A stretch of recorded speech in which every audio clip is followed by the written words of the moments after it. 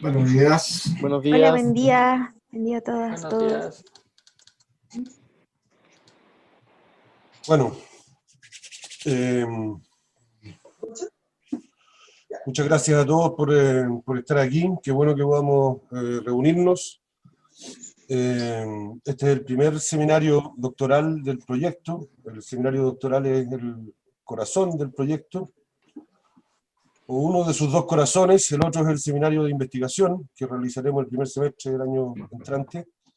Y la idea es que podamos, bueno, conocernos, escucharnos, otorgarle a nuestros estudiantes un marco de interlocución de calidad y multidisciplinario, y sobre todo irnos conociendo, irnos acompañando, porque son gente y muchachos que vamos a ir siguiendo a lo largo de estos años. Es muy importante también que podamos trabajar en interdisciplina, como se dice, y escucharnos los unos a los otros. Yo no quiero hablar mucho más, espero que tengamos muy buenas ponencias. El formato es: en cada bloque, cada estudiante expone 10 o 15 minutos, y luego hay media hora de discusión al final, previa pequeña presentación de los moderadores, que además van a animar la discusión del bloque. Así que dejo con ustedes al primer bloque, historia global, Atacama, historia de un desierto global, con Carlos Donoso, Pablo Artaza, Carlos Donoso de la UTA, Pablo Artaza de la Universidad de Chile, Olivier Compañó de la Universidad Sorbonne Nouvelle y Jimena Obregón de la Universidad Rennes 2. Muchas gracias. Gracias, Nicolás. Voy a presentar muy brevemente de qué se trata el eje de investigación Atacama, historia de un desierto global. El objetivo de nuestro eje es estudiar el desierto de Atacama como un espacio estratégico en las relaciones internacionales, desde inicios del proceso de conquista española en el siglo XVI hasta las primeras décadas del siglo XX, que perfectamente pueden extenderse hasta los años 50, 60. Nos interesan tres áreas de investigación específica. La primera es analizar desde una perspectiva geopolítica cómo el desierto de Atacama se convierte en un espacio donde se reconfigura la historia nacional de los países que están directamente involucrados en ese territorio: Perú, Chile y Bolivia. Desde una perspectiva económica, ni qué decir, la importancia del desierto de Atacama desde tiempos coloniales hasta el día de hoy es fundamental, no solo en las economías nacionales, sino en el contexto global, desde la plata de Huantajaya hasta el cobre actualmente, pasando por el salitre y el litio. Y una última perspectiva, que es una perspectiva global, ver cómo la región se vincula con los grandes procesos históricos globales. Esos son nuestros tres ejes. Hoy tenemos 5 participantes en esta mesa, los vamos a ir presentando individualmente. Vamos a comenzar con la ponencia de Manuel Méndez, de la Universidad de Rennes y la Universidad Católica del Norte, quien expondrá su investigación titulada Dinámica sociomaterial del agua durante el boom de la minería del salitre en Tarapacá, 1853-1925. Manuel, tienes 15 minutos, te aviso cuando te queden 3.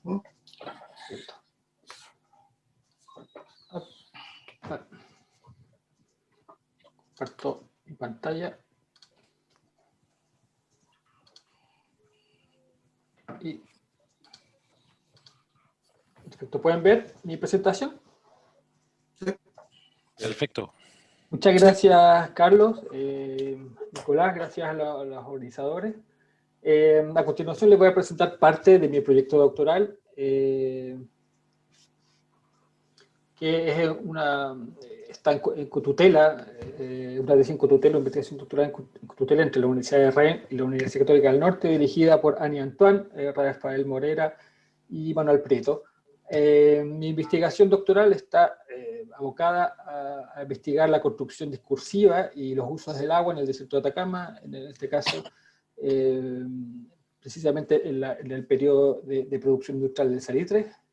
En este caso en la región de Tarapacá, principalmente en la Pampa del Tamorugal y la zona de producción del salitre. Y busca abordar estas dos preguntas de investigación.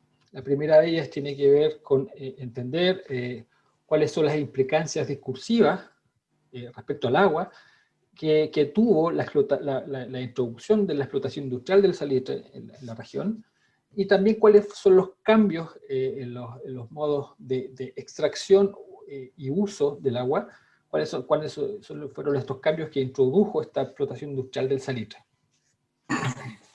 Esta investigación se lleva a cabo desde una perspectiva geohistórica, la base yo soy geógrafo, y mi campo de investigación de alguna forma se mueve hacia la historia del agua, y tiene dos fuentes principales de investigación, fuentes de información.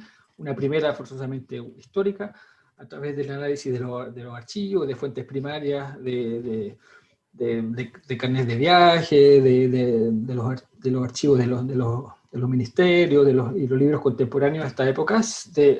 Se pretende describir socionaturalmente al agua, o sea, cuáles eran los discursos y cuáles eran las formas de comprensión que hubo en este periodo respecto al agua.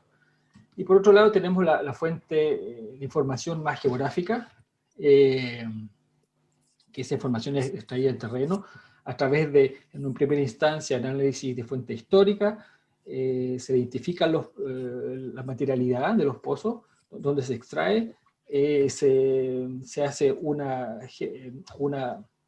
ubicación, una fotointerpretación a través de Google Earth y otra información, y en todo este periodo se identifican 166 pozos. Forzosamente no son todos los pozos, son los identificables a través de la fuente histórica y a través de la imagen satelital. Se seleccionan 20 que fueron relativamente representativos de las diferentes formas de pozo, ya sea piques, bombas de extracción y aguadas. Se hace una selección, una clasificación, y se seleccionaron 20, y de esos 20 se analizaron en terreno, se hizo una cartografía de estos sitios de alta resolución a través de drones, se hace una prospección de cada sitio a través de análisis de fotografía, descripción de los lugares, de lo que se encuentra, para finalmente interpretar con el uso de esta información, más la fuente histórica, de los modos de extracción y uso que tienen estos pozos, estos lugares, estos territorios del agua, para este periodo. Los principales resultados hasta el momento de mi investigación son, en este caso la divido por términos de la presentación en dos, en los discursos y las materialidades, para comprender cuáles fueron los cambios en los discursos y las comprensiones que tiene el agua en el periodo salitrero. Forzosamente hay que comprender cómo era comprendida el agua antes de este periodo. Entonces, en este sentido, yo presento qué es lo que se extrae de los discursos coloniales respecto al agua, quiénes son las personas que producen este discurso colonial del agua. Son principalmente militares asociados a la administración colonial, viajeros, descubridores, curas, etcétera, que van describiendo la región, están principalmente de paso por la región, no se quedan, principalmente son personas que atraviesan la región. Y de toda esta revisión, ¿no es cierto?, de fuentes históricas, yo le llamo discurso oficial porque todos estos personajes que describen la región están asociados de alguna forma a la administración colonial. Todos estos documentos aparecen principalmente en España o en Lima. Y cuáles son los elementos recurrentes, no son los únicos por supuesto, pero los elementos más recurrentes de este discurso respecto al agua es que era una región, en Tarapacá en este caso, una región sin agua, despoblada, lo que a su vez esconde lo que era la presencia, digamos, de comunidades y de personas, y también es una región rica. Eso es lo que se identifica, los principales, los elementos más recurrentes de toda esta discursividad respecto a la región y al agua de la región. Sin embargo, este discurso, que es un discurso más oficial que está en los documentos, se contrapone, tiene una diferencia respecto a lo que realmente pasa o pasaba o sucedía en el territorio, que en este caso yo la comprendo como la práctica territorial, y esa práctica territorial nosotros la pudimos conocer a través de los archivos judiciales, de los testamentos, donde se va describiendo que en realidad el agua sí había presencia de agua en la región. Habían muchas aguadas, había explotación del agua, habían estos territorios hidrosociales bastante complejos, donde había agua productiva, agua para distintos usos, ceremonial, etcétera, etcétera. Esto respecto al periodo colonial. Después tenemos también el análisis de los resultados respecto al análisis del discurso precisamente del periodo de producción industrial salitrera, que se da entre inicios del 19 y inicios del 20. ¿Quiénes son las personas que hacen este discurso respecto al agua? Son principalmente científicos, algunos de ellos contratados por los estados peruanos y posteriormente chilenos. Son geógrafos, geólogos, ingenieros, naturalistas, biólogos, etcétera, y también viajeros, que ya sea contratados por un estado o por un privado, van describiendo y van haciendo todo un discurso del agua y de la región y de la actividad salitrera.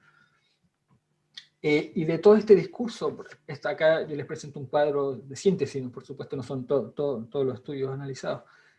Los elementos más recurrentes de este discurso es que, a diferencia del discurso colonial, el agua es abundante. Sin embargo, esa abundancia es accedida a través de la ciencia. O sea, ¿quién accede a esa agua? Hay mucha agua, pero ¿quién accede a esa agua? Es la ciencia a través de la geología, de la hidrogeología y de los ingenieros, a través de la técnica. Y el otro elemento interesante y bastante recurrente en este discurso es la separación, la construcción del agua como H2O, como un elemento completamente material, desligado de lo social, y que puede ser caracterizado en términos de su contenido de sal, su contenido material, digamos, y que principalmente está descrito como agua buena o agua mala. Pero aquí le pongo algunos ejemplos de esta discursividad. Un elemento importante a destacar fue don Guillermo Billinghurst, un historiador que trabaja el agua en este periodo, y que, entre otros, digamos, indica a través de esta discursividad de qué es lo que es agua buena, qué es lo que es el agua buena. El agua buena no debe contener sales, debe ser limpia, inodora, ligera. Sin embargo, estas características, o sea, desde dónde saca, digamos, esta idea Guillermo Billinghurst, y él lo cita en sus textos, son principalmente de los químicos franceses. Toda esta idea del higienismo, ¿no es cierto?, del agua como elemento químico, y esta división de bueno o malo, viene de cierta influencia de la ciencia occidental, en este caso europea, principalmente de los químicos franceses, que él cita en su obra respecto a qué es lo que es un agua buena y qué es lo que es un agua mala. También otro elemento recurrente, que no aparece en la diapositiva, es la comprensión del agua como un recurso exclusivamente económico, como un insumo minero, en este caso para la producción del salitre. Hasta ahí lo que es los discursos. Respecto a la materialidad, hay bastante materialidad del agua, sin embargo, lo más recurrente, yo lo clasifico hay tres materialidades que son las más recurrentes. Están las aguadas, que las aguadas es una materialidad anterior a la producción industrial del salitre, que es una especie de continuidad colonial de los puquios. Precisamente no es lo mismo, pero es una especie de continuidad. Son territorios hidrosociales bastante complejos, donde se extrae agua para producir minerales, pero también para sembrar algunos artículos, donde se hacía intercambio económico, donde se conocía, donde era lugar también de habitación, habían pequeños centros poblados en estos lugares, había intercambio económico, había también cierta solemnidad, algunos rituales. Y esta materialidad se mantiene, es paralela también a los primeros tiempos de la extracción salitrera industrial, e incluso esta imagen es de una aguada de Monte Soledad, que aparece en la obra de Bowman, que está sacada al principio del siglo XX, y esta aguada se mantiene casi hasta el final. Sin embargo, esta materialidad va siendo reemplazada por otros tipos de materiales, principalmente dos. El pique, que es posteriormente llamado donkey, que es un pozo de extracción que está en el corazón de la extracción y de la transformación del salitre, que está físicamente, digamos, en el centro. Hay esta cartografía del sector de la oficina de San Pedro en Pampa Negra, que está en el centro, como ustedes ven ahí, de la producción, y que es bastante simple, ¿no es cierto? Esta es una imagen tomada en terreno, que principalmente está extraída, el agua se extraía a través de la utilización de cuerdas, ¿no es cierto?, y era usada directamente, digamos, para bebida. En muchos casos esta misma era la agua utilizada para bebida, en otros casos se traía desde las aguadas, que es un agua menos pesada, con menos carga de sal, y que poco a poco estos piques, o donkey, por eso ahí bueno, la palabra donkey, se le fueron introduciendo algunos elementos como la fuerza animal, como el molino, y finalmente tenemos esta otra materialidad, que es como la tercera más recurrente, que son las bombas, que son cuando que esta minería industrial introduce la maquinaria en la extracción, y estos territorios del agua se vuelven puntos aislados en la pampa y en el desierto. Aquí hay una imagen del sistema hidráulico de extracción de agua de la oficina Alianza, esta foto de 1899, y se ve claramente como estas zonas de extracción, que antes eran complejas, donde se encontraba gente, van cada vez simplificándose más, hasta transformarse en puntos de extracción de agua, aislados completamente en la pampa. Esta es una imagen ahora de terreno de hace un par de años atrás. No sé si se ve el pozo, lo que queda del pozo de extracción de la oficina de Vigo. Acá hay algunos otros ejemplos de cómo se analizan estos 20 pozos seleccionados que le había mencionado anteriormente.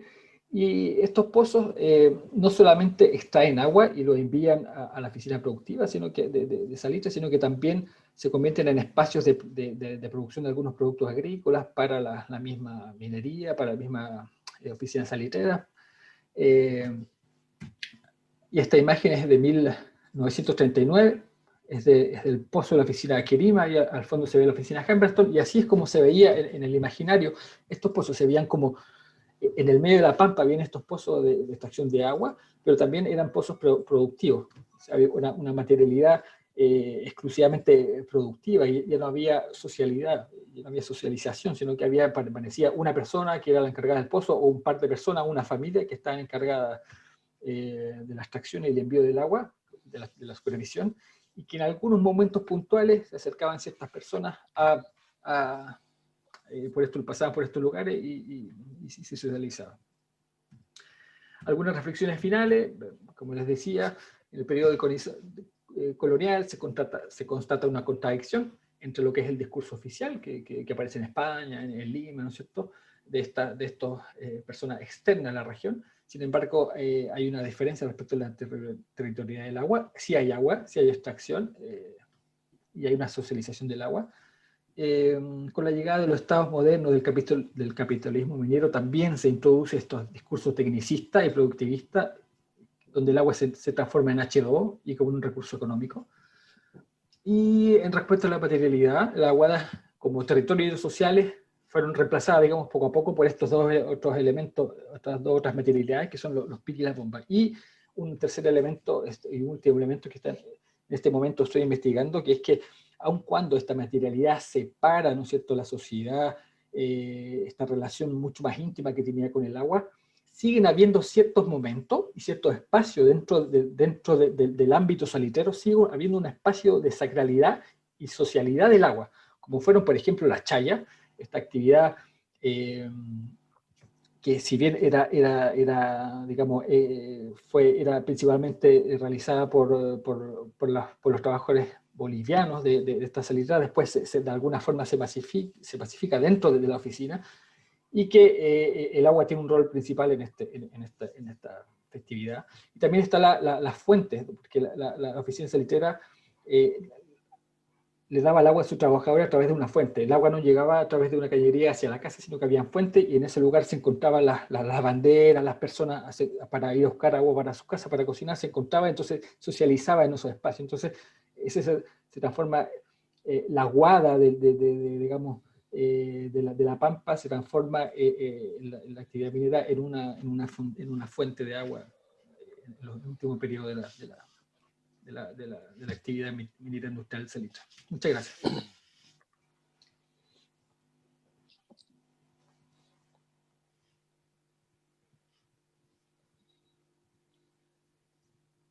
Muchas gracias. Terminé la presentación. Gracias, Manuela. Muy interesante. Le estoy comunicando por interno a los ponentes el tiempo que les resta. Una pregunta, Nicolás. No acordamos si las preguntas las juntamos al final o vamos... Al final. Vale, perfecto. Entonces, damos paso a la siguiente ponencia del estudiante del doctorado en Historia de la Universidad de Tarapacá, Lucas Maurer. Su ponencia se titula Ecos de la Gran Guerra en el Desierto, de Sarajevo a Washington, los impactos e interconexiones de la Primera Guerra Mundial en Tacna y Arica, 1914-1922. La tesis de Lucas es dirigida por Sergio González Miranda y codirigida por Olivier Compañón. Lucas. ¿Se me escucha? ¿Sí? ¿Todo bien? Muy bien. Bueno, un cordial saludos a todos los participantes, asistentes en el seminario de hoy. Un gusto verlos, algunos desde hace mucho tiempo. Un gusto verlos por las pantallas, un gusto conocer nuevas caras hoy. Bueno, como bien mencionó Carlos, mi tesis doctoral lleva como título Los ecos de la Gran Guerra en el Desierto, impactos e interconexiones de la Primera Guerra Mundial en Tacna y Arica, desde 1914 hasta 1922.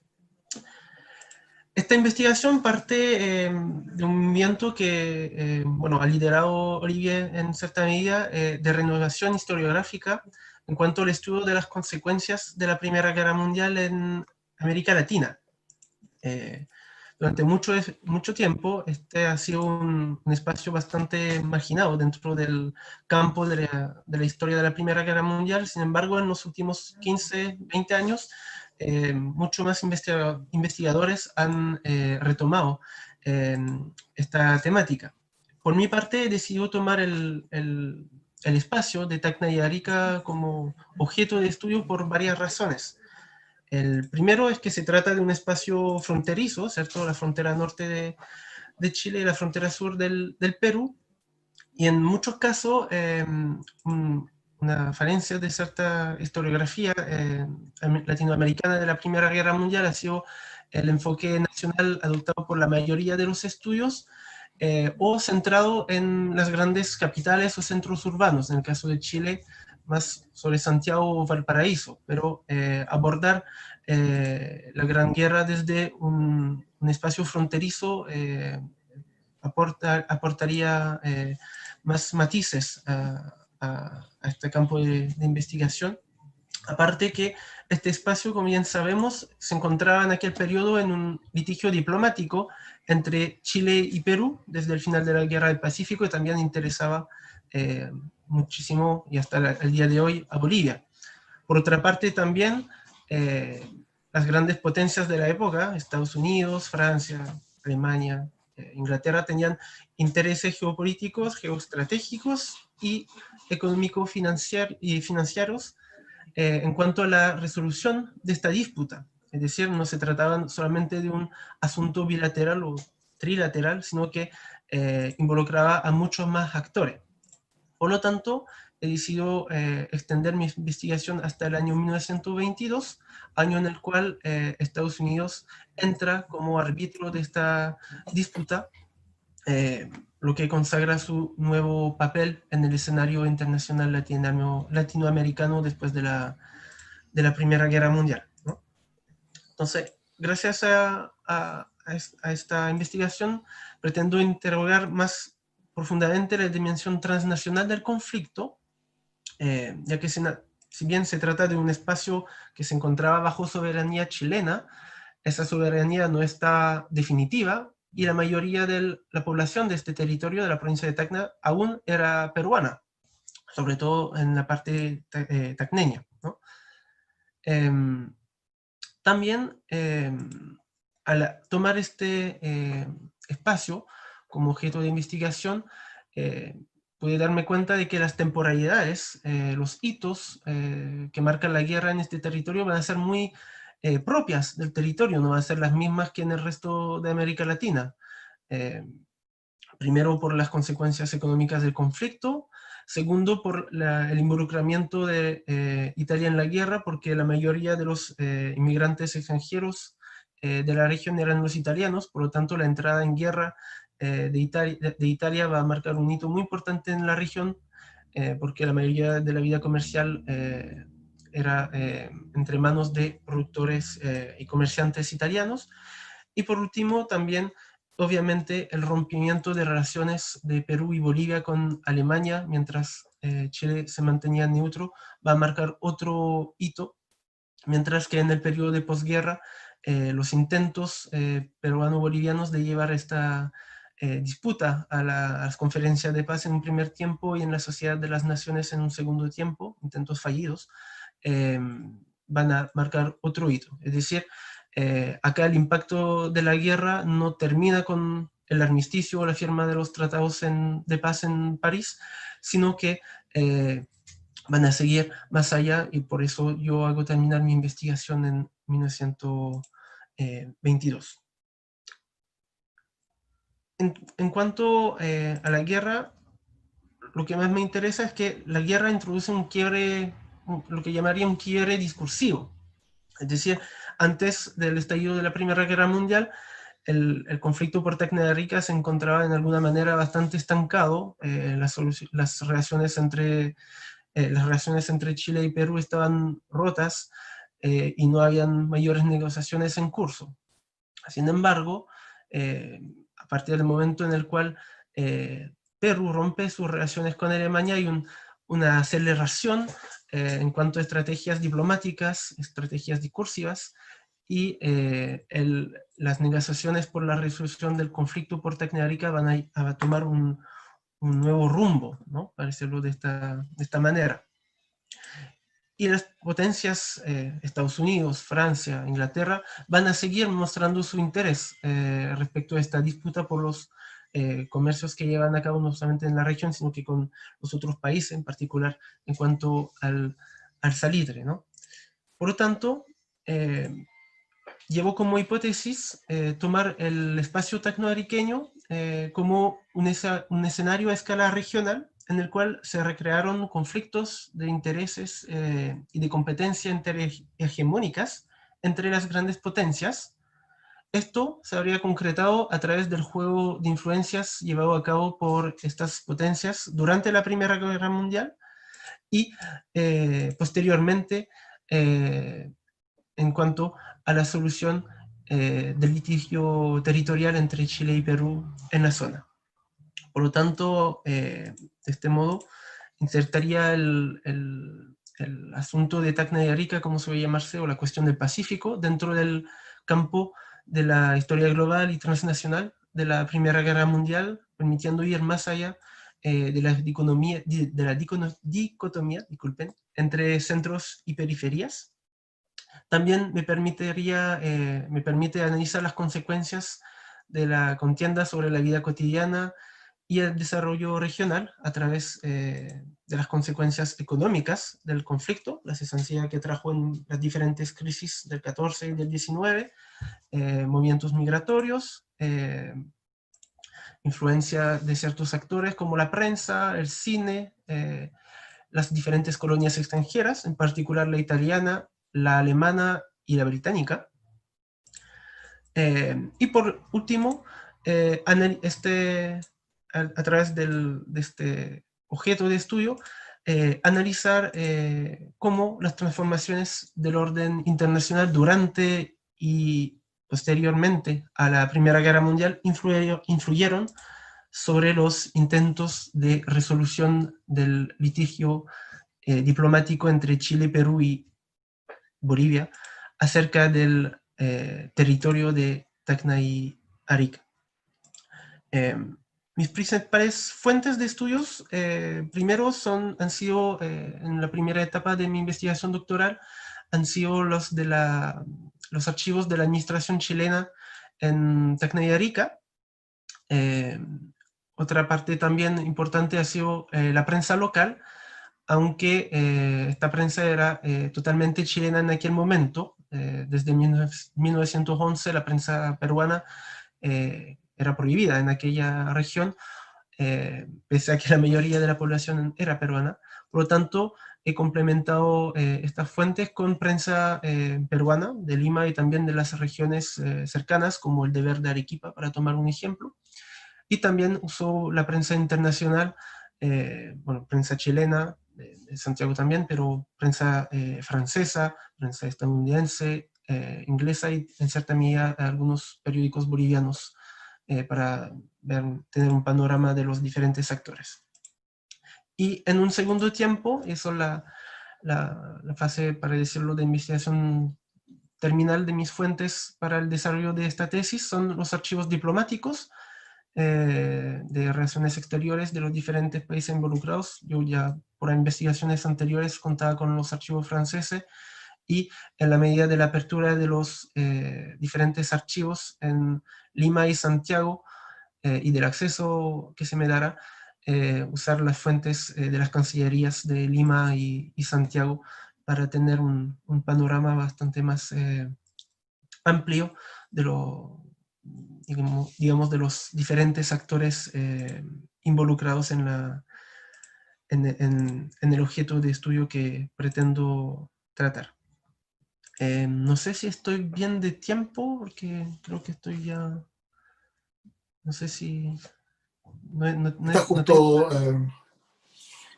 te quedan 4 minutos. Vale. Tal vez para terminar brevemente mencionar algunos objetivos, algunos resultados que se han obtenido hasta el momento.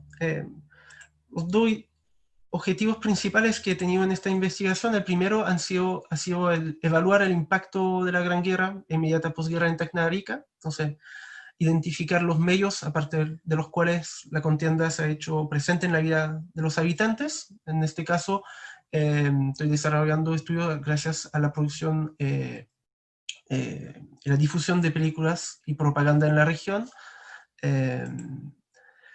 También el impacto económico de la contienda en la zona a través de los flujos migratorios también.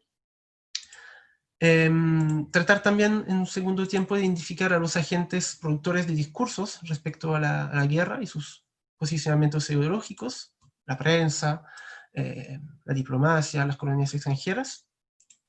Y el segundo objetivo principal tiene que ver con determinar las interconexiones, según un término que uso de Carmagnani, las interconexiones generadas entre este espacio fronterizo y las consecuencias de la Gran Guerra. En este asunto se trata más bien de analizar las consecuencias sobre la disputa diplomática acerca de Tacna y Arica en el periodo de guerra e inmediata posguerra.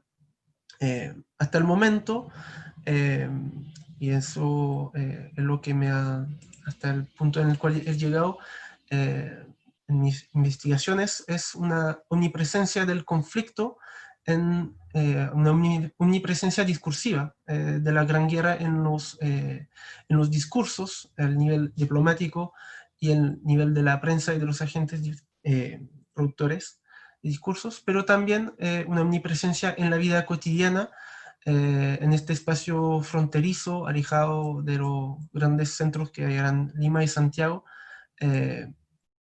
Hubo conflictos, polémicas, hasta mitines, peleas.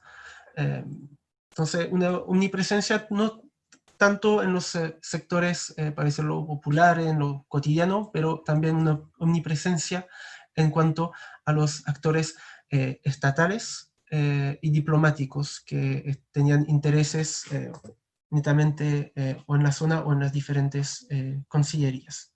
Por lo tanto, ahí eso sería lo que trataría de terminar en esta investigación en el curso del próximo año, sería complementar estos avances con lo que podría encontrar en las fuentes diplomáticas, pero obviamente, como los demás presentes hoy, esto va a estar sujeto a las condiciones sanitarias en los distintos países, ¿no? Eso. Muchas gracias. Muchas gracias, Lucas. Muy bien en el tiempo. Las preguntas al final. Damos pasos ahora a la exposición de Vincent Dumas de la Universidad Rennes, quien nos presentará su investigación Mineros extranjeros del Alto Perú colonial, testigos de una clase socioprofesional e intercambios tecnológicos en la minería entre Europa y los Andes. Vicent. Muchas gracias. ¿Me oyeis bien? Muy bien. Primero, muchas gracias por la invitación a exponer y entonces mi presentación es sobre mi proyecto de tesis que normalmente empezaré a partir del año próximo. Y por el momento el sujeto es entonces sobre los mineros y expertos extranjeros en el Alto Perú colonial y estudiado como una clase socioprofesional y para sus aportes tecnológicos en el siglo XVIII. Es una tesis en continuación de mi TFM que era sobre los mineros portugueses de Potosí y de Huancavelica entre 1550 y 1650. Que ella trabajaba sobre los redes mineros, sobre la categoría socioprofesional del minero y los aportes tecnológicos de los extranjeros a este dominio. Se trata entonces de continuar sobre esta clase de ingenieros y propietarios de minas en el periodo colonial, pero en particular al siglo XVIII, cuando hay más extranjeros a entrar en las Indias, y continuar a trabajar sobre los intercambios tecnológicos entre los Andes y Europa, haciendo de las colonias no únicamente una periferia de extractivismo, pero también un laboratorio tecnológico. En esta perspectiva hay toda una variedad de extranjeros para estudiar, pero para el siglo XVIII mis primeras investigaciones, porque por el momento no son más que primeras investigaciones, claro, estas indican que los franceses y los ingleses eran los más presentes y los más activos. Hay también la cuestión de los alemanes, que me interesaría mucho.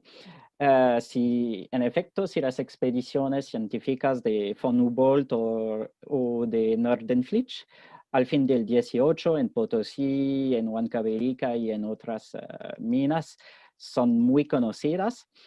Durante toda la colonia, las autoridades intentaron atraer a estos mineros y ingenieros alemanes y me interesaría ver si lo consiguieron y si hubo otros que eran menos conocidos que von Humboldt o Nordenflich.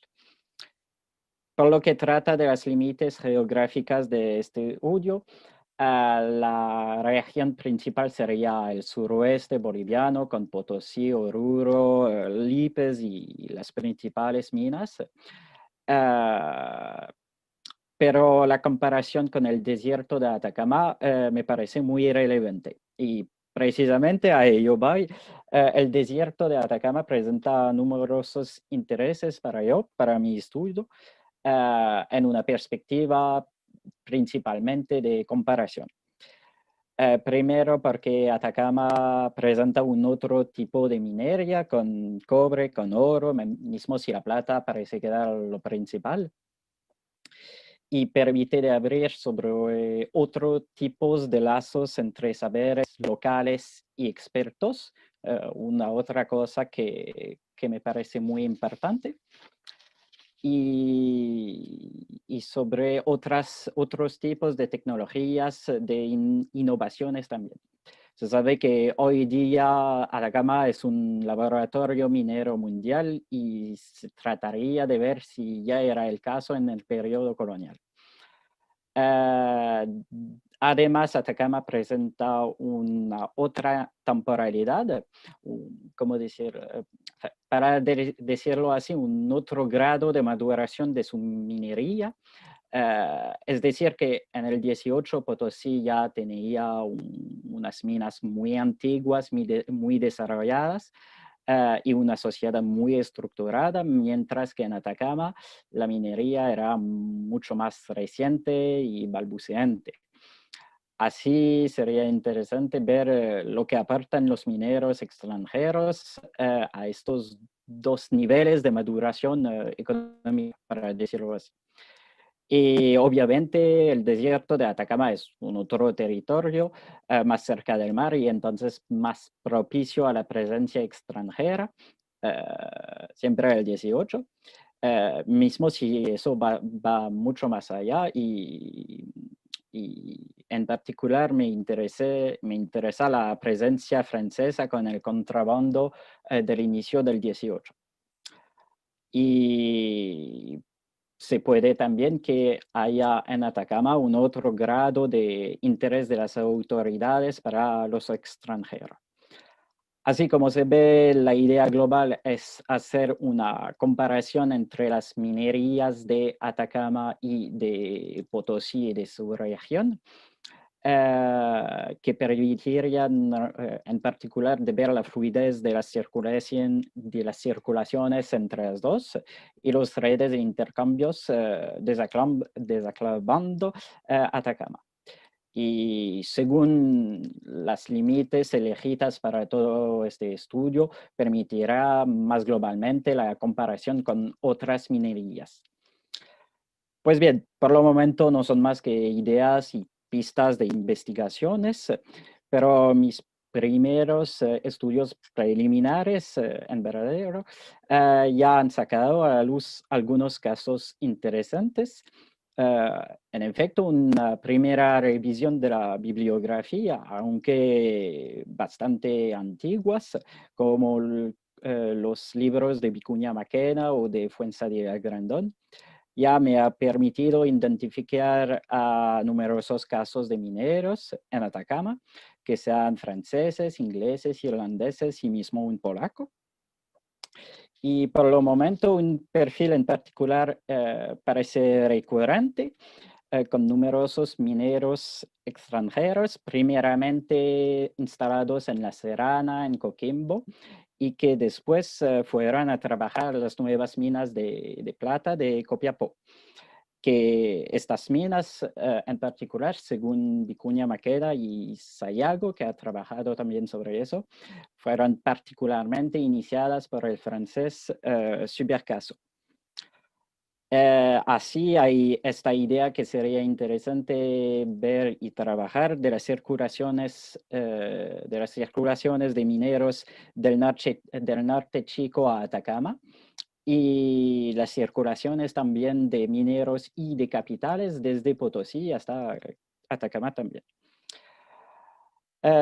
Pues son sobre todo pistas por el momento, pero que parecen indicar una cierta importancia económica y numérica de estos extranjeros en la minería de Atacama, y en particular en Copiapó, al 18. Y pues muchas gracias por la adaptación.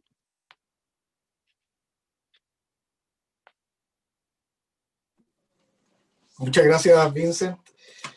Te quedaban 7 minutos. No hay apuro.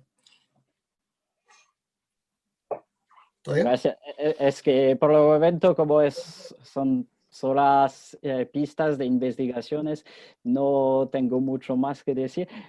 También he Perfecto. visto un caso interesante de un inspector de mina que era irlandés, Antonio O'Brien, que trabajaba en Huantajaya, mismo a la mitad del siglo XVIII, pero por el momento no tengo más. Sí, Muy bien. quizás pueda, Gracias, Vincent. permíteme intervenir un segundo. Sí, que dudamos con Vincent si él tenía que intervenir o no hoy día, y yo lo animé a que interviniera, aunque todavía estamos apenas trabajando el proyecto de tesis, porque creo que justamente confrontar, intercambiar, cuando se está gestando un proyecto, puede ser interesante. Pero evidentemente él está saliendo de un magíster, de un excelente magíster que hizo sobre los mineros portugueses en Perú, y la idea es, a partir de ese trabajo y de la interacción con ustedes y con investigadores que están trabajando temas afines, construir un proyecto de tesis. Nos quedan todavía unos 6 meses de trabajo para poder sacar y construir realmente el proyecto. Así que contamos con ustedes para, o ahora o en las semanas venideras, enviar ideas, contribuir, digamos, a la construcción del proyecto en curso. Perfecto. Muy Muchas bien. gracias. Muy bien. No sé si Carlos Flores se pudo conectar. Carlos, tiene un problema de conexión, me dice, está intentando hacerlo. Podemos pasar a Felipe. Felipe Valdebenito, ¿está? Sí, estoy. No sé si estoy habilitado para compartir pantalla. Nicolás, ¿puedes habilitarlo? Parece que sí o no. Ahí Parece sí, que se sí. ve mi pantalla. Sí, No, se ve. sí se ve, Felipe, ¿verdad? sí, Sí, ya perfecto. estás compartiendo. Gracias, gracias. Felipe, bueno, ahí está el título y ahí están todos los datos de Felipe. Así que adelante, Felipe, por favor. Sí, hola, buenas tardes a todos. Veo que son hartos conectados. Gusto saludarles a todos, igual a los profesores con los que pude compartir en mi doctorado, ¿no? Saludos para todos. Bueno, como lo indica el título de mi presentación, en mi tesis doctoral yo he abordado el siguiente objeto de estudio, que es la relación histórica y contemporánea entre minería, migración y procesos de urbanización, específicamente en 2 ciudades, en 2 contextos urbanos portuarios, que son Iquique y Arica. Y en ese camino investigativo, yo lo que he apostado por hacer es comprender este objeto de estudio de una manera procesual y comparativa. Es decir, quiero comparar estos casos de estudio, estos contextos urbanos, pero específicamente prestando atención a cómo se desarrolla el proceso de la relación entre minería, migración y urbanización, y no comprendiéndolo desde un punto de vista que inicie ontológicamente, comprendiéndolo, por ejemplo, desde un causal determinismo, es decir, como si la minería fuera la principal y última causa determinante de estos procesos de migración y urbanización. Entonces, lo que yo he puesto por hacer es entenderlo de manera procesual, cómo se desarrolla esta relación, tanto histórica como contemporáneamente, y en ese camino aparecen varias cosas entretenidas, varias cosas novedosas, que estoy apostando por resumir muy sintéticamente en esta presentación. Y dentro de esas cosas novedosas o tratamientos originales analíticos que se postulan en la investigación es la comprensión de este objeto de estudio como uno simultáneamente social, espacial y temporal, no solamente como un asunto socioespacial o sociotemporal, sino que tiene estas 3 cualidades simultáneamente, y en ese sentido se construye el objeto entendiéndolo como uno de pertinencia simultáneamente antropológica, geográfica e histórica. Se apuesta por hacer un diálogo entre antropología y geografía para comprenderlo, y esto se articula teóricamente a través de la historiografía crítica. Bueno, una solución conceptual para entender este objeto de estudio de esta manera y pesquisarlo de esta manera es entonces empezar a tratar sus expresiones o sus manifestaciones históricas y contemporáneas a través del concepto de historicidad. Entonces, lo que se hace es construir una solución teórica y metodológica para ver o visibilizar o sacar a la luz cómo se presentan los procesos de historicidad o cómo se manifiestan, se desarrollan, se construyen las historicidades de la relación histórica contemporánea entre minería, migración y urbanización en Iquique y Arica. Y ahí presento, ¿no es cierto?, aquí, bueno, en la pantalla debe ser conocido por varios, ¿no es cierto?, el famoso concepto de regímenes de historicidad de François Hartog. Y bueno, se operacionaliza a través de este concepto la búsqueda de estas historicidades tanto en Iquique como en Arica. Bueno, articulado de esa manera, la búsqueda del objeto, la visualización, su estudio, su pesquisa, su análisis, y teniendo en cuenta un tratamiento comparativo acerca de los procesos que manifiesta este objeto de estudio, tanto en Iquique como en Arica, lo que va surgiendo es una visibilización de este objeto como uno que no se presenta de maneras necesariamente literales, sino que muchas veces aliterales, presentando tensiones históricas y contemporáneas entre distintos tipos de regímenes de historicidad, o, al decir de François Hartog, más específicamente, maneras específicas de engranar el pasado, el presente e inclusive el futuro, sociotemporalmente, socioespacialmente, de acuerdo a ciertas modalidades específicas de, por ejemplo, actividades mineras. En el caso de Iquique, que es una ciudad muy vinculada con, por ejemplo, la explotación del salitre durante el ciclo de expansión del nitrato de soda, lo que se observa, por ejemplo, para presentar resultados muy sintéticamente, es una gran tensión entre dos regímenes de historicidad muy específicos, que son el régimen de historicidad salitrero, digamos, y su conjunto de engranajes socioespaciales y temporales, que tienen expresiones hasta el día de hoy, no solamente de los más antiguos habitantes, esto es lo que quiero resaltar yo en mi tesis de doctorado, que es una en antropología y en historia, ¿no? Entonces quiere hacer dialogar esto. No es algo que solamente se presente o se manifieste en la memoria o en las prácticas cotidianas de los originales habitantes que alcanzaron a habitar las oficinas del nitrato, por ejemplo, no los cantones salitreros, sino que también en sus descendientes y en un conjunto de otras relaciones socioespaciales, rituales, inclusive como, por ejemplo, festividades religiosas de gran peregrinación popular o de gran fervor popular como la Tirana y San Lorenzo, que están imbricados al régimen de historicidad salitrero. Por ejemplo, bueno, y se observa una convivencia y una tensión entre este régimen de historicidad salitrero, que está más vinculado a un pasado, digamos, por decirlo así, y el régimen de historicidad cuprífero, y un conjunto de relaciones sociales cupríferas y una forma de ciudad cuprífera, por decirlo así, que tiene que ver con el boom de la minería del cobre en Iquique a partir de los años 90, y, por ejemplo, se observa en una tensión que es que hoy día la conservación de una buena parte del mobiliario del régimen de historicidad salitrero o de su arquitectura en el centro de Iquique está conservado por capitales de la compañía minera Collahuasi, que es capital cuprífero. Pero bueno, son unas formas de evidenciar las tensiones temporoespaciales y sociales entre estos dos regímenes de historicidad, como por ejemplo también esta otra que es la instalación de un edificio de gran escala, ¿no es cierto?, al lado de una histórica casona que también tiene que ver con este ciclo salitrero, que es el Shininghui, que es una casa cultural de socialización china, bueno, en Iquique.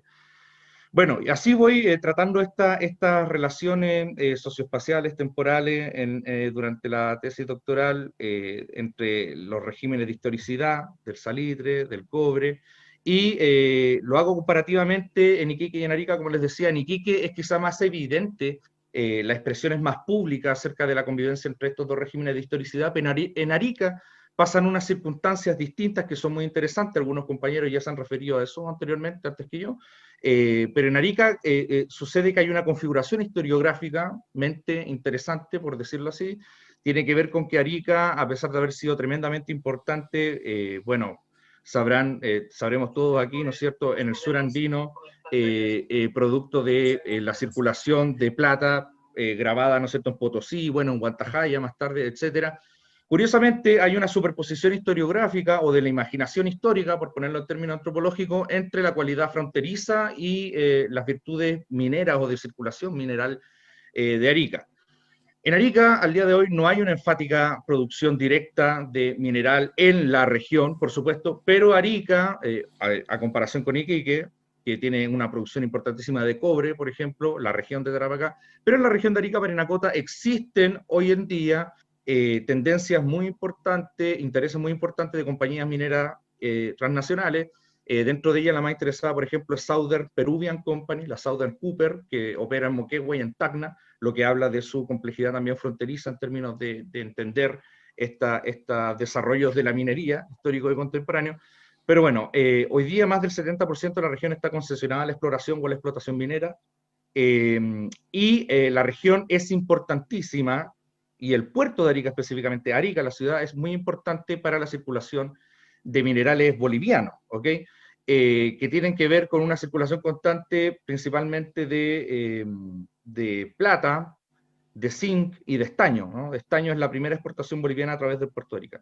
Bueno, para entender esa complejidad y para entender cómo entonces se presenta de manera de múltiples formas literales y aliterales la presencia de la minería y cómo la minería se articula con procesos migratorios y procesos de urbanización, podemos tener aquí, por ejemplo, solamente un breve gráfico que hice y donde se observa que solamente a partir del año 2014 que existe una preocupación más sistemática por llevar las cuentas, ¿no es cierto?, en Bolivia. Hasta antes no se encontraban datos tan tan sistemático. Por ejemplo, solo a través del puerto de Arica salen en promedio desde el 2014 unos 60 millones de dólares, unos 600 millones de dólares anuales en minería, donde les dije, bueno, la principal exportación es el estaño, luego el zinc, luego la plata, perdón, y luego el zinc. Entonces hay una circulación muy importante, precisamente la mayoría migratoria en Chile sigue siendo la boliviana, producto de esta circulación constante de, bueno, el transportismo y una serie de relaciones socioeconómicas que están vinculadas a la minería.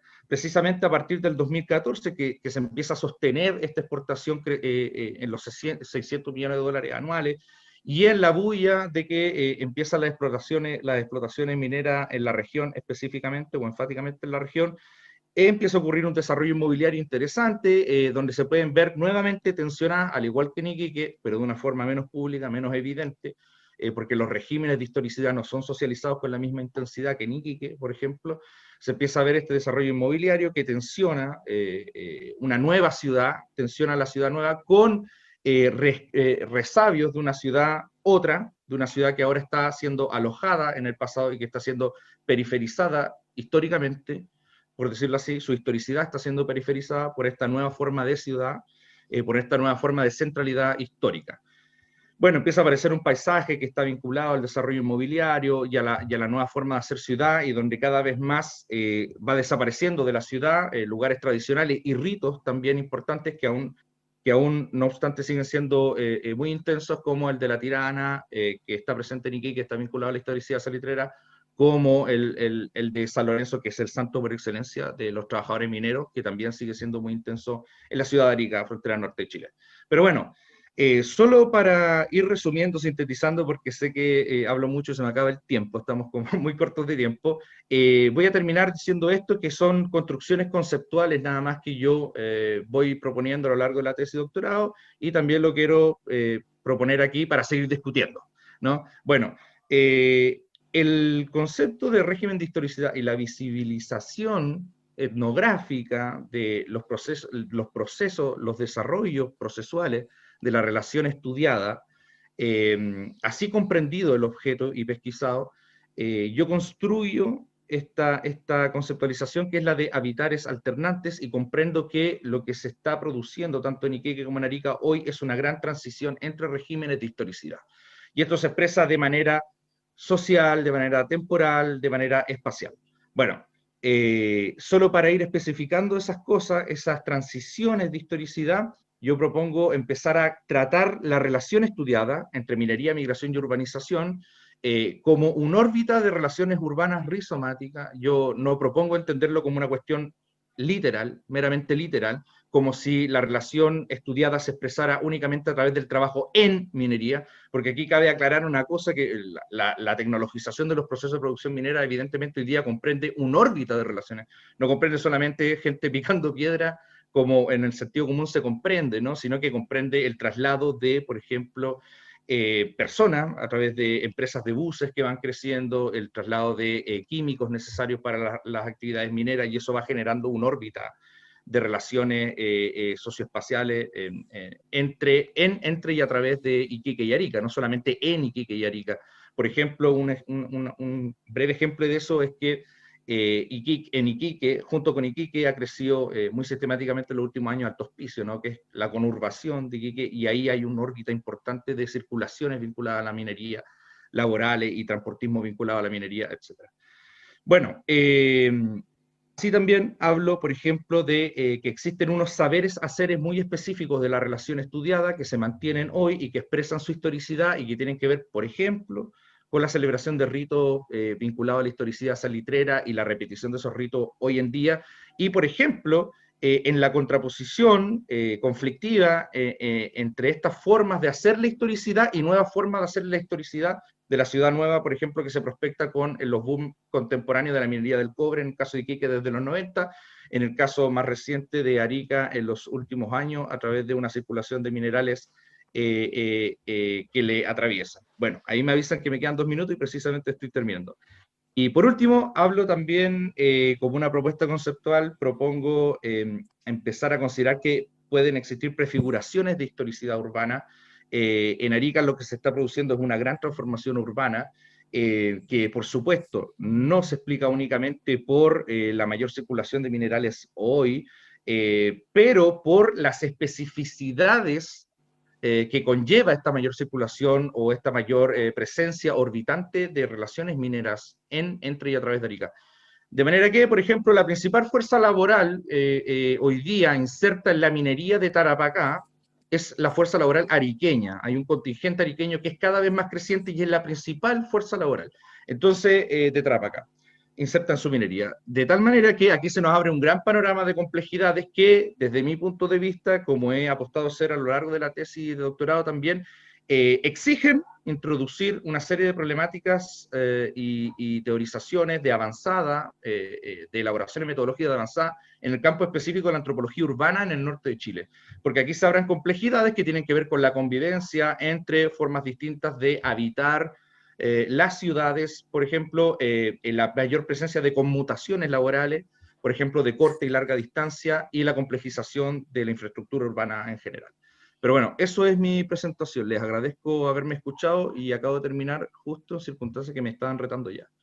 Ok, eso. Muchas gracias por la atención. Muchas gracias, Felipe. Interesantísimo. ¿Puedes cerrar la ponencia, por favor, Felipe? Sí, Gracias. ahí está. Gracias. Ahí está, sí. Bueno, damos paso a la última ponencia, la ponencia del profesor Carlos Flores Soria, alumno del doctorado en Historia de la Universidad de Tarapacá, quien nos presentará la exposición, su investigación, Estado y región en conflicto, la expropiación del salitre, Tarapacá, 1872-1876. Carlos, por favor. Bien, buenos días, Carlos Donoso, Pablo, buenos días, gusto saludarte, Lucas y presente. Bien, voy a presentar el PPT que he elaborado, donde voy a compartir un momento. Compartir pantalla. ¿Se puede visualizar? Sí, perfecto. Entonces vamos a adelantar. Sí, Carlos, dale. ¿No? Amplíala y eso es.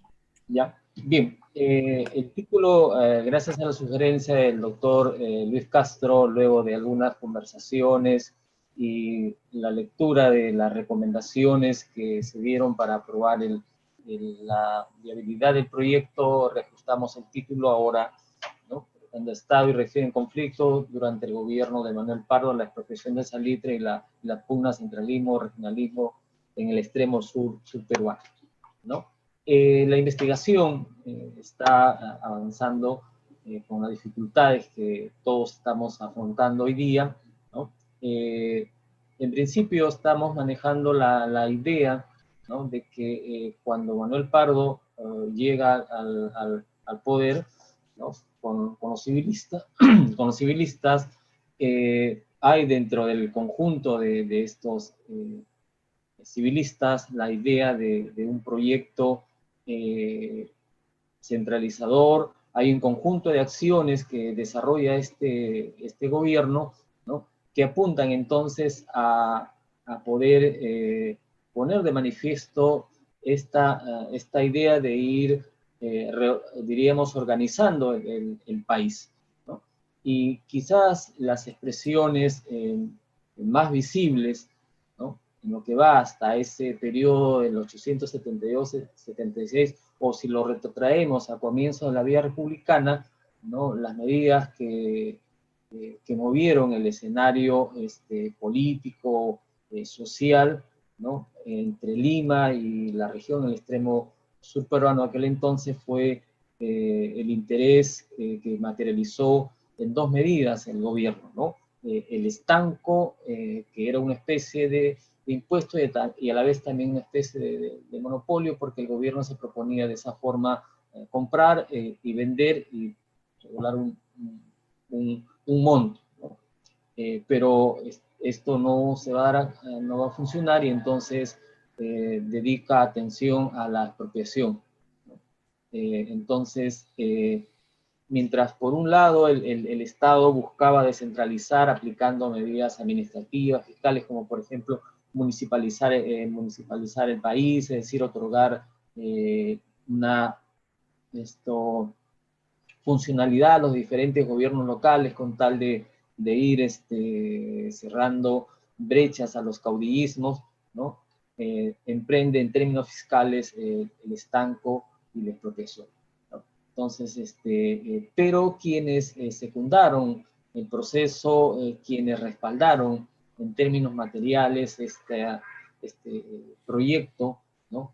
Fueron pues el grupo de civilistas que tenían fuerte relación con la banca limeña, porque ellos fueron también protagonistas del proceso del negocio guanero, de tal manera que pudieron acumular un importante capital que lo pusieron al servicio, en este caso, del Estado, de tal manera que se convirtieron en un elemento de intermediación, ¿no? En intermediación y representación el Estado con la experiencia que ya tenían en el negocio guanero, ¿no? En primer momento como consignatarios y ahora pues interviniendo de manera directa, ¿no?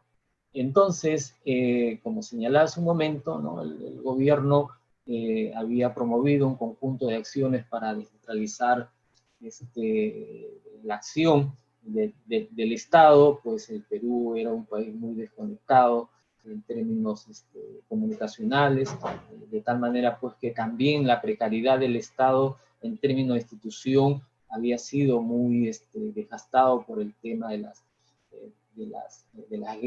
los conflictos, de los enfrentamientos, de las pugnas por los golpes de Estado, ¿no? Dicho sea de paso, también el guano había permitido ya sentar las bases del centralismo, pero con este proyecto, esta idea de entonces de organizar un Estado que pudiese de alguna manera vincular en términos también fiscales, en términos tributarios, en términos de representación, ¿no? Un elemento clave aquí entonces son las medidas que tienen que ver con como se hace un momento, la municipalización, ¿no? Como un elemento descentralizador, pero como señalaba también, ¿no? Las acciones vinculadas pues con el estanco y con la expropiación definitivamente contradecían pues este proyecto, ¿no? Y lo que en algún momento llamaba la atención en un sector de la historiografía era pues que siendo gobiernos económicamente liberales, gobiernos que promovían pues entre comillas la libre empresa, la conexión con otros mercados, ¿no? Que no buscaban tener interferencia en las actividades económicas, pero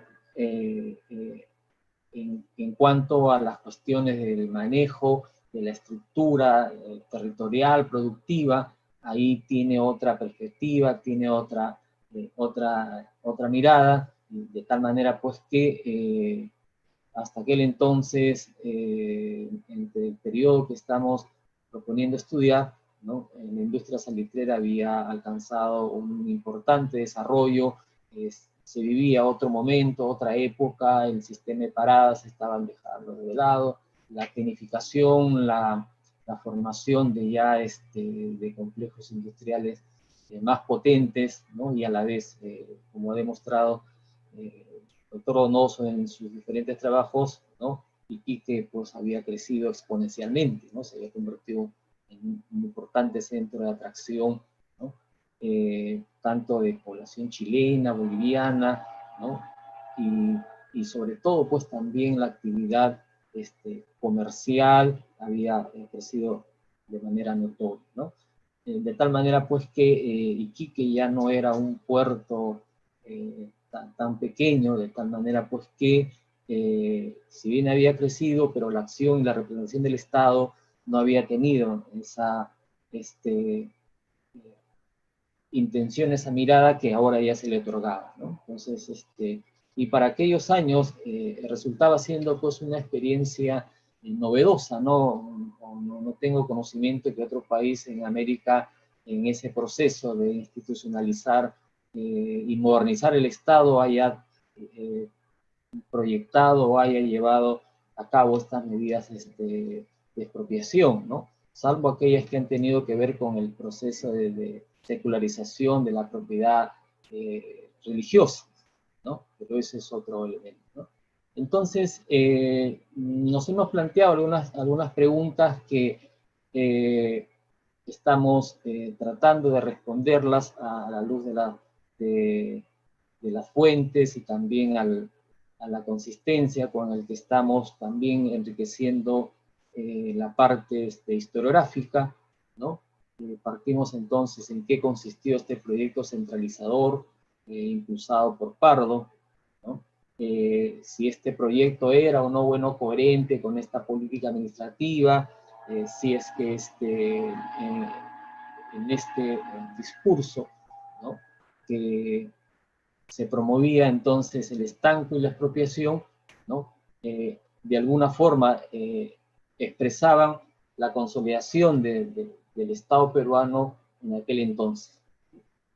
¿Cuál era en esa dirección? Pues la importancia de Iquique y la industria salitrera, ¿no?, particularmente desde Lima, ¿no?, porque en los debates que hay en el Congreso, pues hay muchas referencias, se manejan ciertas informaciones que a veces no coinciden con lo que se materializaron en algunos informes que presentaron el ministro de Hacienda o los funcionarios de aquel ministerio, ¿no?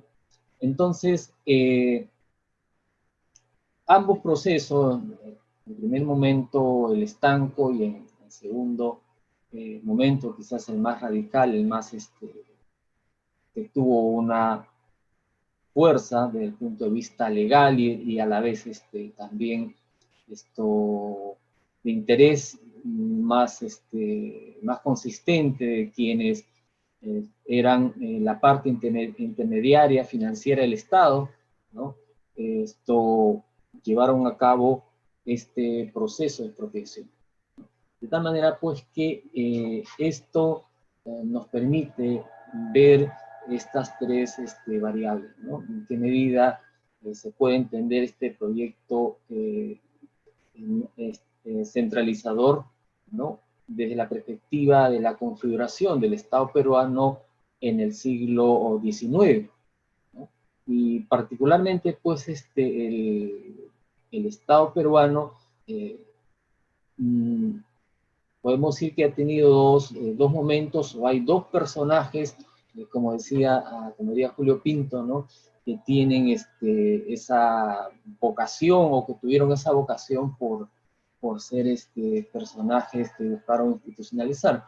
Uno es, pues, Castilla, ¿no?, que gracias al guano pudo de alguna forma ordenar el Estado, ¿no? Pero quizás el proyecto más ambicioso lo tenían, pues, los civilistas, ¿no? Los discursos de Pardo de los años 60, ya de alguna manera su experiencia también como funcionario, de alguna forma también fueron alimentando en parte esa visión, ¿no? Este artículo clásico que se cita él sobre cuando él estuvo por Jauja y pudo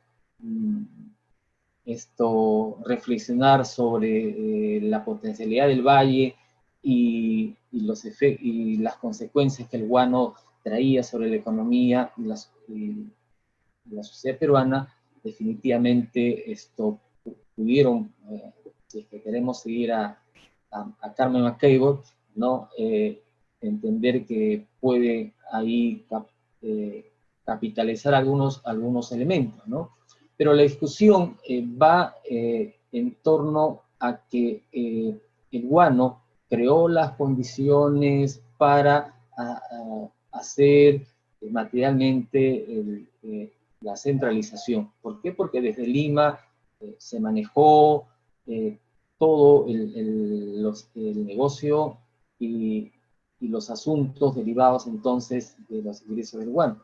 Entonces, este proceso, ¿no?, como dicen algunos autores, permitió entonces al Estado hacerse más, más fuerte, ¿no? Desde Lima, ¿no?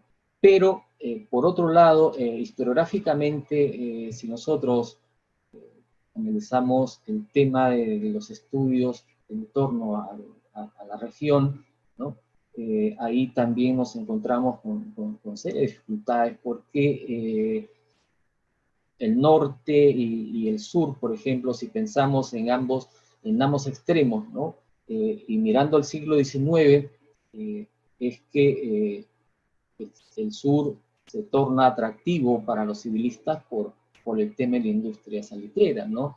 Como decía, por el protagonismo que tenían como financistas, y en segundo lugar porque algunos de ellos también se vincularon en el proceso de adquisición de paradas, ¿no?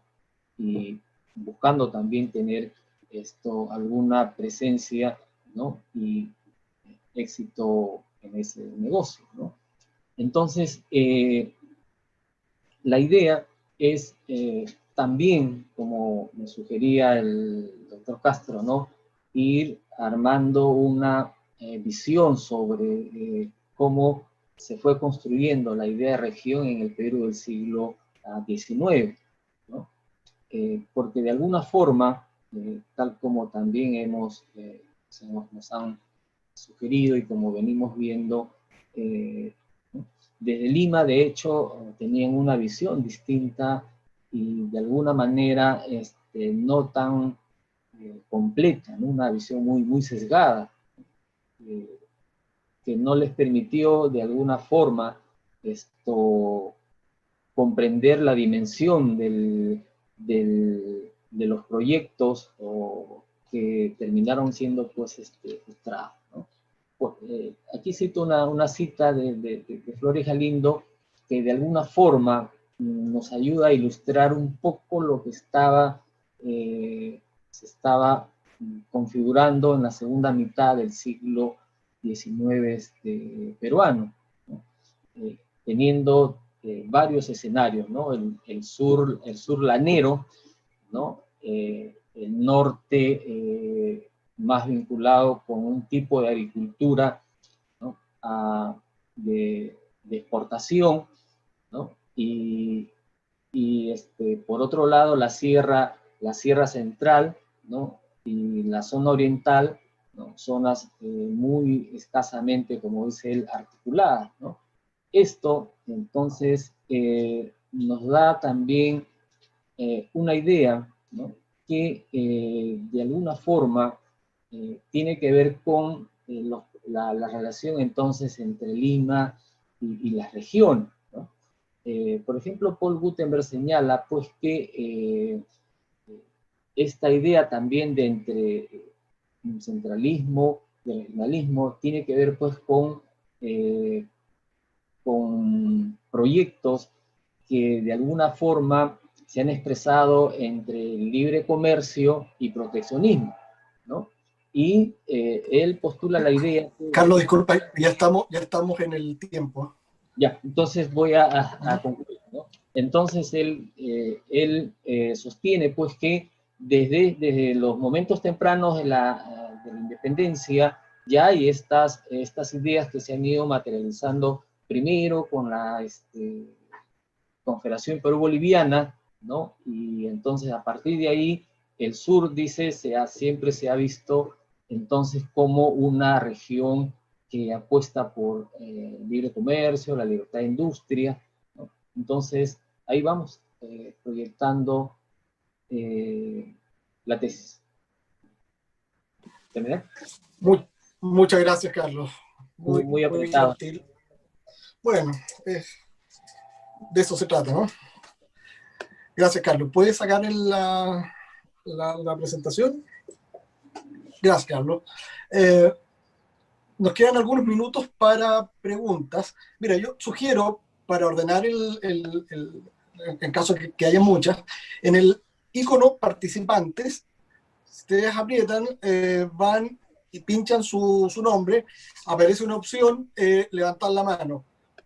Así vamos respondiendo una a una en el caso que haya muchas preguntas y nos vamos ordenando. Carlos, no tengo levantar la mano yo, pero quisiera hacer una pregunta. Yo tampoco. Bueno, ya dale, Alejandro, dale. Quería preguntar a Manuel. Bueno, Manuel, hola, saludos. Hace tiempo que no nos vemos. Alejandro. No, es que en esta presentación, digamos, de un discurso que se opone a una territorialidad, digamos, un discurso que se tecnifica y que es paralelo a una territorialidad, tú planteaste una tercera salida, o así lo entendí yo. Entonces quisiera que profundizara en esa tercera salida que tú lo nombraste como una especie de sacralidad, creo que usaste esa noción, y entonces en ese sentido ver en qué consiste esa línea, digamos, y en qué medida puede superar esa posición tan tajante entre un discurso y un territorio, ¿no? Eso. Ya. ¿Esperamos todas las preguntas o al No, tiro? contéstala. Perfecto, ya. Vamos. Perfecto, gracias, Carlos. Gracias, Alejandro. La investigación, en este caso, lo que propone entender dentro de este periodo y dentro de este territorio es cómo se comprende, cómo se usa el agua. Entonces, en ese sentido, yo interpreto el discurso, digamos, de estos personajes a través de sus libros, de las narraciones de sus viajes, etc. Esto lo entiendo como discurso. Y por otro lado, interpreto lo que sucede, o sea, finalmente eran percepciones de estos viajantes o de estas personas que sí, a diferencia del periodo colonial, sí vivían y sí trabajaban en la minería del salitre. Y en algunos, este discurso se contraponía o se diferenciaba respecto a la cotidianidad de la salitrera, porque materialmente en este periodo se desocializa el agua y las personas. O sea, el agua finalmente se transforma en un punto donde se extrae, donde hay máquinas, cañerías, y se lleva a la producción. Sin embargo, sigue habiendo una conexión del agua y la sociedad a través de ciertos momentos y ciertos espacios.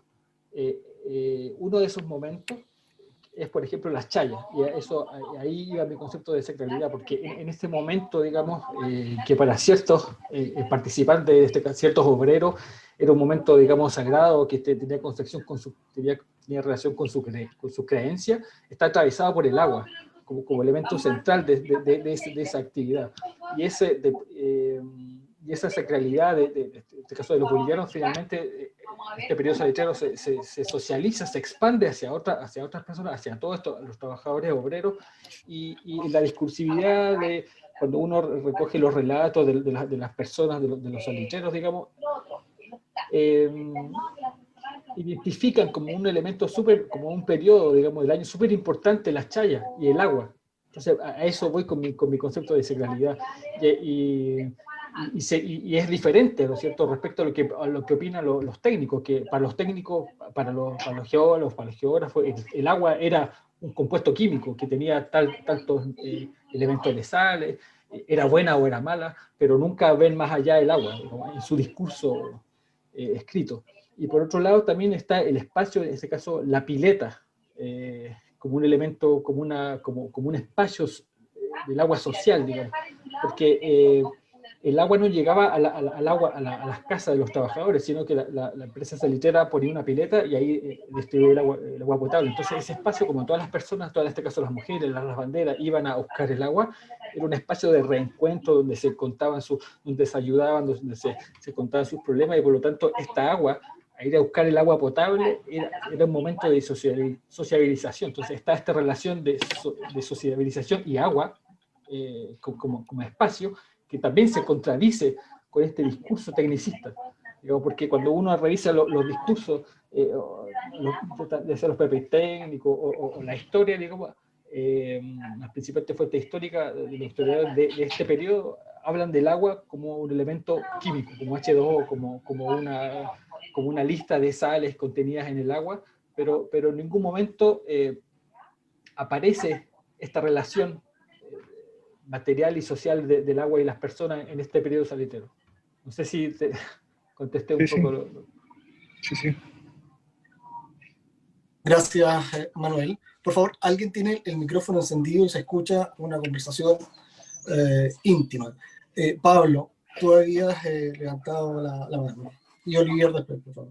Sí, pero te quería recomendar también, Carlos, que hiciéramos mejor una recolección de preguntas y una ronda después de respuestas, porque si no se tiende a extender mucho el tiempo de la respuesta y no vamos a alcanzar. Perfecto. Entonces, que Ya, recolectáramos las preguntas y hiciéramos la respuesta.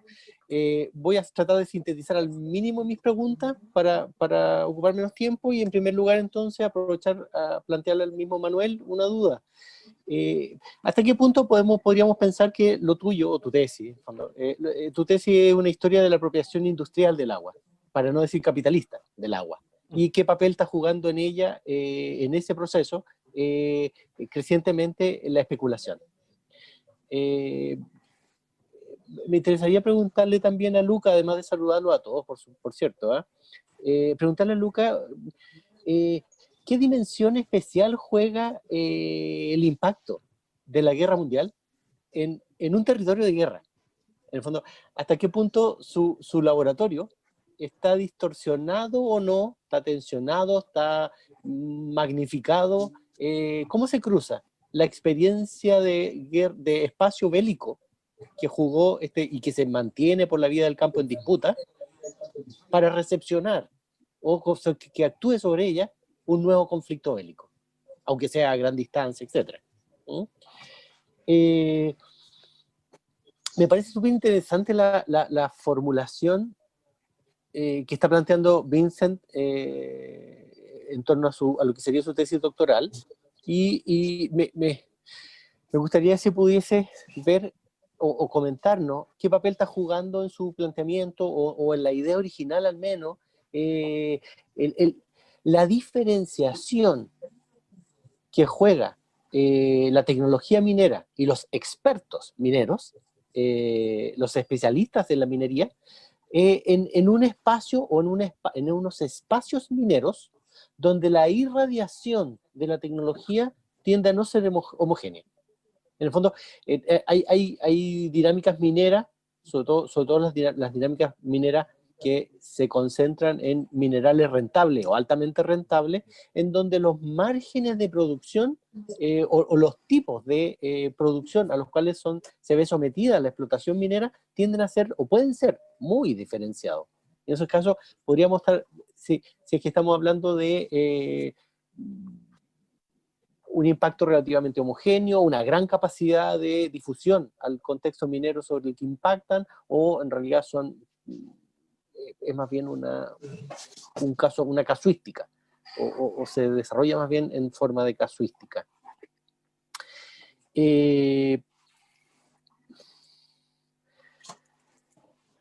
Respecto a Felipe, bueno, voy a dejar ahí para que participe más gente. Gracias. Olivier. Y gracias. Buenos días o buenas tardes a todas y a todos. Una primera pregunta rápida a Manuel, para saber, al inicio de tu presentación, has dicho que por una parte tienes archivos históricos, fuentes históricas, no sé, prensa, diarios de viaje, etcétera, etcétera, y por otra parte te vas a hiciste observaciones geográficas, ¿no? de terreno, y me parece sumamente interesante esta articulación pluridisciplinaria entre una aproximación clásica de historiador y algo más geográfico, pero ¿cómo quieres articular estas dimensiones en tu trabajo metodológico? ¿Hay realmente una importancia de las observaciones contemporáneas? ¿Cómo puedes pensar eso? Y también una pequeña pregunta a Lucas, para saber si puedes dar 2 o 3 ejemplos muy concretos, rápidos, sobre las consecuencias en la vida cotidiana de la gente que vive en tu región entre 14 y 18, durante la Gran Guerra, y también para saber si quieres utilizar los archivos diplomáticos del panamericanismo, que tiene una importancia muy, muy fuerte en este periodo con el discurso de Wilson en 1915. Creo que hay muchas cosas para en este, pero son archivos que están en Washington. Es un poco complicado ahora en el contexto. Sí, gracias. Gracias. ¿Más preguntas? ¿Más preguntas en el chat? ¿Preguntas en el chat? Sí. A ver. Bueno, Andrés Seguel pregunta para Lucas y Vincent. ¿Se detecta, dado los expertos de guerra, algunas disputas tecnológicas en comunicaciones, sobre todo entre alemanes e italianos, que son los que tienen comunicaciones más avanzadas de la época?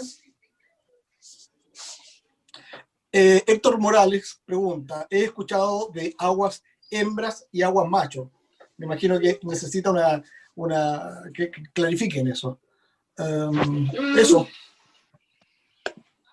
Por favor, respondan. Lucas, parte tú. Tu micrófono, Lucas. ¿Se me escucha? ¿Sí? Sí, bien. Bueno, voy a tomar la pregunta de Pablo para terminar, porque las respuestas a las dos otras preguntas me van a permitir ir con más detalle a tu pregunta, Pablo. Bueno, partiendo con la pregunta de Andrés, ¿no es cierto?, en el chat, ¿no es cierto?, de la disputa tecnológica, ahí obviamente era algo central, sobre todo, bueno, ahí hasta el momento me he centrado más también en el manejo de las comunicaciones. Por ejemplo, en los estudios de prensa que he revisado, es muy relevante que la mayoría de las noticias provenían de las agencias, bueno, en el caso de acá, de la Havas, que era la agencia francesa, y ver también en muchas ocasiones a lo largo de la guerra, ver comunicaciones telegráficas provenientes en una misma página, provenientes de fuentes de Italia, de las agencias de Italia, de Alemania y de la Havas, ¿no? Entonces hay juxtaposición de fuentes de información de los diferentes actores involucrados en la guerra, que usan, que tratan de, digamos, difundir las noticias más favorables en esta población. También el manejo de las comunicaciones telegráficas era crucial. También en el caso de las visitas regulares de los barcos de la escuadra inglesa a las ciudades portuarias de Chile y de Perú durante el periodo, que venían a recoger correspondencia y a difundir también noticias telegráficas y a difundir también propaganda y a las agencias consulares, ¿no? Entonces ahí claramente el aspecto tecnológico ha sido central. Cuanto a la pregunta de Olivier, algunos ejemplos de impacto en lo cotidiano. Un estudio que hice acerca del principio del estallido de la guerra, pude darme cuenta del impacto. Lo primero ha sido lo económico. En las primeras semanas del conflicto, lo que me sorprendió al estudiar este conflicto ha sido la rapidez con la cual la situación económica local se descontroló, con una alza muy importante del desempleo y de la carestía de los artículos de consumo, que ya eran muy altos, y además de esto se generó un importantísimo movimiento migratorio, en el cual Arica era como la placa, no sé cómo decirlo en español, rotativa, para decirlo así, de flujo migratorio que provenían de Tarapacá, de obreros peruanos y bolivianos que fueron repatriados por el Estado chileno vía las costas, vía el puerto de Arica, para ser derivados después al puerto del Callao, o vía el ferrocarril Arica-La Paz. Entonces ahí identificó también a Arica y a la región de Tacna, pero más específicamente en este caso al puerto de Arica, como consecuencia de la guerra, como una placa rotativa de migraciones derivadas de los impactos económicos de la guerra, aparte de numerosos obreros chilenos que habían sido traídos a la zona, en particular para construir dicho ferrocarril, que a raíz de la crisis económica se devolvieron al sur, lo que complicaba aún más la tarea chenizadora, para ponerle comillas a este término, la tarea chenizadora de Chile en esta región, ¿no? Eso para hacer un ejemplo un poco extenso, pero yo creo que un uno bastante representativo de lo cotidiano. Ahí en ese aspecto lo económico es cotidiano, pero también puedo hablar del cine, la prensa y de esto. En particular el cine también en el ámbito del deporte, pero ahí podríamos conversarlo en otra ocasión, ¿no? Y brevemente... Y bueno, hay más preguntas por responder, Lucas. Olivier envió una por chat, lo vamos a dejar al final. Vincent, por favor. Sí, muchas gracias para esta pregunta. Sí, claro, ¿cómo decir? La comparación entre diferentes asientos, diferentes minas, es importantísima para ello, para ver esta homogeneidad o no. Y en particular lo que he visto en mi TFM es que entre Huancavelica, Potosí y un otro asiento en Chocaya, en provincia de las Chichas, hay muchas diferencias ¿cómo decir?, de desarrollo, de inversión tecnológicas y a veces no en las principales minas. Entonces, la perspectiva de ver si, ¿cómo decir?,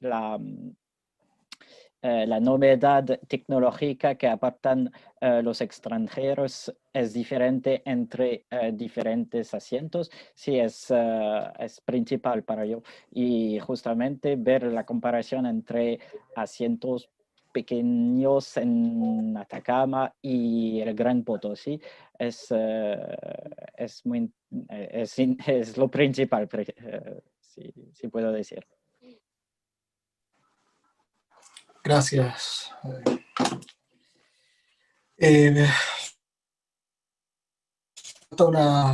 No sé si puedo rápidamente Manuel, contestar. falta tú, sí, Manuel. Sí. Rápidamente. Bueno, para Pablo, respecto a la reflexión que me decía Pablo, efectivamente es un proceso complejo. O sea, se puede abordar el agua respecto a una apropiación, digamos, industrial y también especulativa, económica. Sin embargo, en este caso mi perspectiva es desde de la geografía crítica, desde la ecología política, que tiene que ver con un cambio para mí, ¿no es cierto? Todo este proceso, que también es industrial, que también es especulativo, tiene que ver con un cambio en la concepción del agua. Se hegemoniza el agua como recurso. Y esto también después finalmente, ya hacia fines del 19, comienzo del 20, se hegemoniza a través de la legislación. O sea, la legislación chilena comienza a comprender el agua como un recurso, por lo tanto se aloca exclusivamente a la especulación financiera y en este caso a la producción del salitre. Entre otras cosas, porque es mucho más complejo. Respecto a la reflexión y la pregunta que me hacía Oliver, respecto a la conjugación de estas dos fuentes de información, en las fuentes históricas, si bien ahí se menciona el agua, los pozos, se menciona rápidamente, es más bien una descripción. Entonces lo que yo busco y cómo pretendo contrastar esta información histórica con respecto a mi visita a terreno tiene que ver con la cotidianidad de estos pozos, cómo se vivía el agua. Entonces en este caso cuando hice esta cartografía de detalle y estos recorridos por estos lugares, yo iba identificando ya, acá se extrae el agua, había una maquinaria, había una casa, quién vivía, cuántas personas respecto al tamaño, por ejemplo, de lo que se producía en esos pozos, hacia dónde iba esa producción, pequeña producción agrícola, cuántas personas vivían en estos lugares, para de alguna forma interpretar a través de de alguna forma, metodología antropológica, geográfica, histórica, no sé cómo podría catalogarlo, de la cotidianidad del agua respecto a esta información que no está desarrollada de forma tan profunda en la fuente histórica. Y finalmente, respecto a la consulta de Héctor, dentro del contexto del libro, yo no he encontrado ninguna, digamos, fuente histórica, por lo menos que me hable, o sea, que haga esta diferencia entre aguas hembra y aguas macho.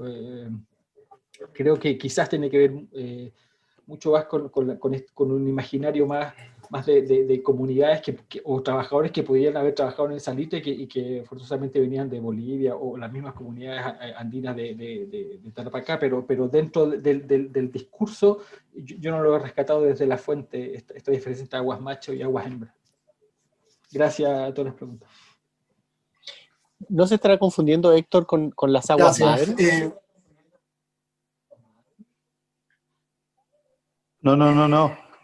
No, es que algunas comunidades indígenas identifican aguas macho y aguas hembra en función de la distribución, almacenamiento del agua. Sí, sí, sí, hay una separación clara entre macho y hembra en el concepto de Sí, agua. de hecho, lo que recuerdo así, al pasar algo súper cortito, las comunidades, en este caso las personas que habitaron la Pampa, nunca hicieron esa diferencia de agua buena y agua mala, siempre fue agua. De hecho, sin embargo, sí hay ciertas diferencias que tienen que ver con lo productivo. ¿No? Esto lo pone en evidencia el profesor respecto al estudio de los valles dulces, valles salados y la producción de diferentes tipos, según el valle, según la cantidad de sales que traían los aguas de diferentes valles, era la producción, ¿no es cierto? Que eso... Bien, bueno, quedan muchas preguntas en el aire. A Felipe me hubiese gustado, no sé, preguntarle, pero más en detalle, cómo una tesis que se extiende desde 1885 hasta hoy día puede ser construida, considerando que el periodo es muy largo y que la región también es muy extensa y hay pocos puntos de unión entre periodos y ciudades. Eso por un lado. Y la otra, para Vincent, que es una curiosidad en el fondo, pero que tal vez podría tener algún trasfondo historiográfico importante, considerando que, al menos en el caso de Tarapacá, la cantidad de científicos o técnicos que hubo en el siglo XIX era menor que la cantidad de pseudocientíficos y pseudotécnicos que venían y que ofrecían las soluciones mágicas para todo. La mayoría de ellos eran franceses. Había quienes convertían el cobre en oro, había quienes decían que podían con una vara introducir o detectar agua a una profundidad indeterminada, alquimistas, etc. ¿Eso están considerados en tu propuesta? ¿Contesto yo? Bueno. Fui el primer aludido. Sí, precisamente, gracias por la pregunta. Precisamente lo que propongo es analizarlo desde la construcción conceptual que se hace, porque la tesis parte igual del entendido de que ha sido ampliamente estudiado el ciclo expansivo del nitrato de soda específicamente. Entonces la proposición original de la tesis de doctorado igual era actualizar etnográficamente una serie de procesos que no habían sido tan ampliamente detallados, que tienen que ver con específicamente el periodo post-acabose salitrero o post-crisis salitrera, que va entre 1930, podríamos decir 40, hasta la contemporaneidad. Y ahí hay tratamientos analíticos que tienen que ver con seguir procesos sociales para entender la historicidad minera, que se extiende desde el ciclo de expansión de salitre hasta la actualidad. Por ejemplo, a través de migraciones, bajo el formato de entrevista con formato biográfico o historia de vida. Entonces ahí se va reconstruyendo la historicidad que tiene que ver con eso y específicamente a través de los procesos de urbanización, por ejemplo en Iquique con la expansión urbana que sucede al ciclo de expansión del salitre, ¿no? Y que tiene que ver con, bueno, si hay algún iquiqueño por aquí sabrá, ¿no? Todo lo que es Plaza Arica, Barrio El Morro, por ahí 12, Caupolicán, etcétera, y reconstruyendo esa interacción entre mi proceso migratorio y de urbanización, se va reconstruyendo la guía analítica de esa periodización temporal hasta la actualidad. Eso sería mi respuesta. Perfecto. Vincent. Sí. Bien, pues bien, no sabía que Tarapacá era tanto importante tecnológica y para los franceses, pero muchas gracias por la referencia. Pero ver estos, ¿cómo decir?, pseudocientíficos es muy interesante también. Es no ver únicamente los éxitos tecnológicos y mineros, pero también los fracasos y cosas que no son más no son real, que son un tipo de ciencia del 18, para decirlo así. Pero sí, sería muy interesante incluir en la investigación. Gracias. Gracias. Bueno, Nicolás, creo que estamos, ¿no? Muy bien, muchísimas gracias. Hacemos una pausa de 10 minutos y empezamos con el bloque siguiente.